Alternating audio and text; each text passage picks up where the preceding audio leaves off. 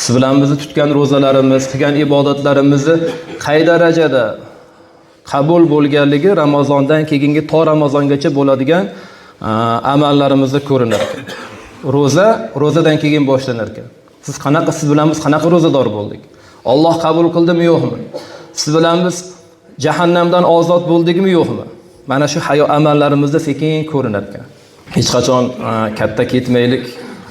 Ro'zani zo'rlab tutib qo'ydim, kechalari zo'rlab ibodat qilib qo'ydim deb hech qachon katta ketmaylik.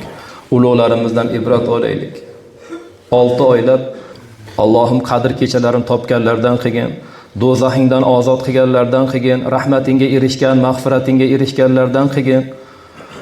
Rayyon eshigidan kiradigan ro'zadorlardan qilgin, Qur'on va Ramazon shafaat qiladiganlardan qilgin. Ro'zadorlari o'zim rozi qilaman degansan, meni ana shundoq ro'zadorlari qatorida qilgin deb 6 oylab shu Ramazondagi qilgan ibodatlarini qabul bo'lishligini Robbilariga iltijo qilishar.